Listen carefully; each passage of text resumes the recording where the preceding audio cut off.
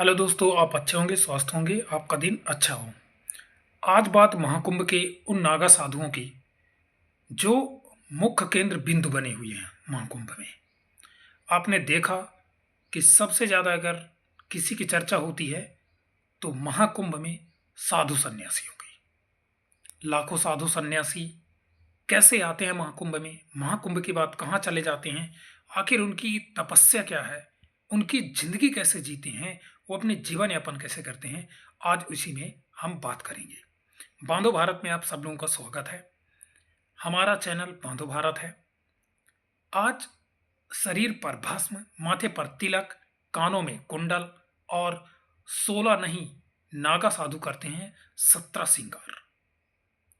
महिलाओं को तो आपने सुना होगा कि 16 श्रृंगार करते हैं, लेकिन नागा साधु 17 श्रृंगार न सिर्फ रोचकता जगाता है, बल्कि हर एक श्रृंगार की अपनी विशेषता और अपनी कहानी है।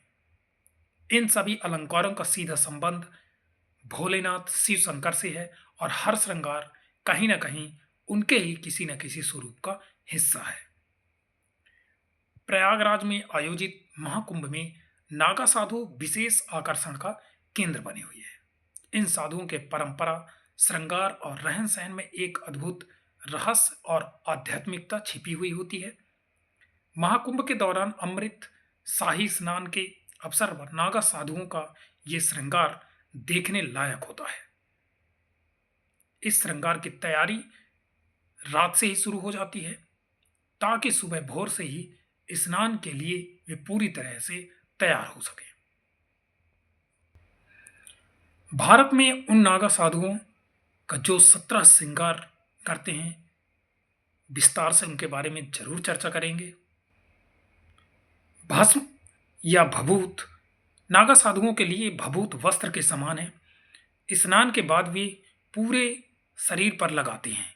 इसे शमशान से प्राप्त राख से बनाया जाता है, लेकिन कई साधु इसे हवन सामग्री और गोबर जलाकर तैयार करते हैं। इस भभूत को प्रसाद के रूप में श्रद्धालुओं को भी वितरित किया जाता है। भभूत बनाने की प्रक्रिया में हवन सामग्री और गाय के गोबर को भस्म किया जाता है। हवन कुंडल में पीपल, पाकड़, आम, बेलपत्र, केले के पत्ते आदि के साथ कच्चे दूध का उपयोग किया जाता है। इन सामग्रियों को मिलाकर गोले लड्डू बनाए जाते हैं। इन गोलों को बार बार आग में तपाया जाता है और फिर कच्चे दूध से ठंड किया जाता है। इस प्रकार तैयार भभूत को नागा सन्यासी प्रसाद के रूप में लोगों को देते हैं और स्वयं अपने शरीर पर लगाते हैं। अब बात लंगोट, जिनका यूज साधु संत अक्सर आपने देखा होगा। भभूत के अलावा नागा साधु लंगोटिया कौपीन पहनते हैं। यह उनके अनुयायियों को असहजता से बचाने या हठ योग का पालन करने के लिए पहना जाता है। लंगोट प्राचीन काल से ही साधुओं के वेश का विभिन्न अंग रहा है। इसके 3 कोर, 3 तप, 3 लोक और 3 व्रत के प्रतीक होते हैं। यह ब्रह्मचर्य पालन का सबसे सहयोगी वस्त्र है और भगवान शिव के प्रसिद्ध रुद्राक्ष हनुमान जी की द्वारा धारण किया हुआ वस्त्र है। इसका आध्यात्मिक महत्व भी इसलिए अधिक है। अब आता है रुद्राक्ष। नागा साधुओं के रुद्राक्ष भगवान शिव का प्रतीक है। वे इसे गले और शरीर पर धारण करते हैं। कुछ साधु तो रुद्राक्ष की मालाओं से पूरे शरीर को सजाते हैं। रुद्राक्ष को भगवान शिव की नेत्रों से गिरा जल माना जाता है। धरती पर इन्हें साक्षात शिव स्वरूप ही मानते हैं। ये रुद्राक्ष एक मुखी, दो मुखी और 3 मुखी, 4 मुखी और पंचमुखी होते हैं। रुद्राक्ष में पड़ी धारियों के आधार पर उनके मुख तय किए जाते हैं। बात अब चंदन, रोली और हल्दी की। माथे पर चंदन, रोली या हल्दी का तिलक नागा साधुओं के श्रृंगार का अभिन्न हिस्सा है। इनसे ये माथे पर त्रिपुंड बनाते हैं, छाप लगाते हैं और पूजा पर भी लेप लगाते हैं। इसके लाल पीले रंग त्याग और तप के प्रतीक हैं। भगवान शिव को भी चंदन का लेप लगाया जाता है। लोहे का छल्ला। नागा साधु अपने पैरों में लोहे का छल्ला पहनते हैं। कभी कभी चांदी के छल्ले भी देखने को मिलते हैं। हाथ में कड़ा। नागा साधुओं के हाथ में कड़ा उनका मुख्य आभूषण है। ये कड़ा लोहे, पीतल, चांदी या अन्य धातु से बना होता है। अंगूठी। नागा साधु रत्न जड़ित अंगूठियां पहनते हैं और अपनी जटाओं में मोतियों से सजी सामग्री भी लगाते हैं। बात अब कुंडल की। कानों में कुंडल धारण करना उनके श्रृंगार की हिस्सा है। ये कुंडल चांदी या अन्य धातु के बने होते हैं। अब आता है फूलों की माला।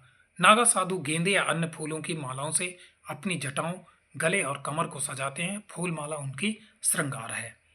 अब आती है जटा। जटा बांधना और रखना नागा साधुओं के श्रृंगार का सबसे अहम हिस्सा है। गुथी हुई जटाएं नागा साधुओं की एक पहचान है। वे इन्हें कभी काटते नहीं, सिवाय अपने गुरु की मृत्यु पर।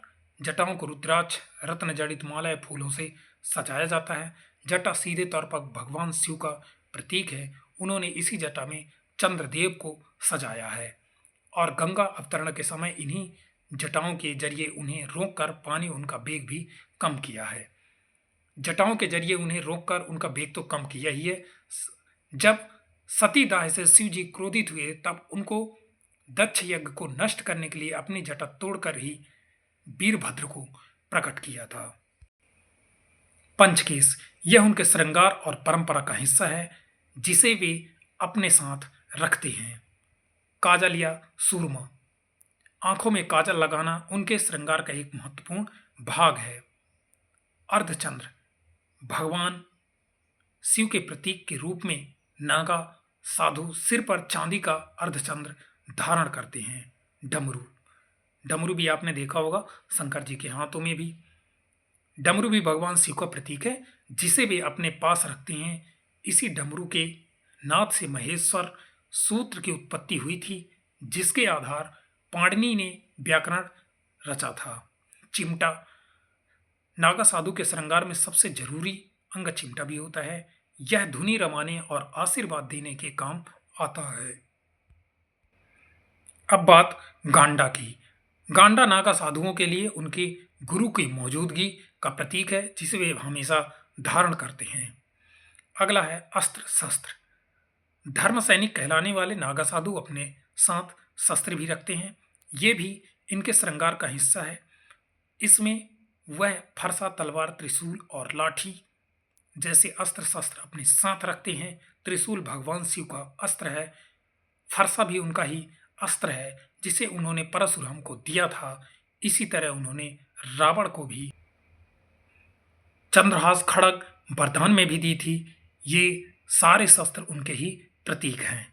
महाकुंभ के दौरान नागा साधुओं के इन शस्त्र श्रृंगारों को देखना एक अद्वितीय अनुभव है। यह परंपरा न केवल उनकी आध्यात्मिकता को प्रदर्शित करता है बल्कि उनकी रहस्यमयी और अनुशासित जीवन शैली की झलक को भी देती है। श्रद्धालु इन्हें देखकर अपने जीवन में शिष्यत्व का अनुभव करते हैं। जय हिंद दोस्तों, जय भारत।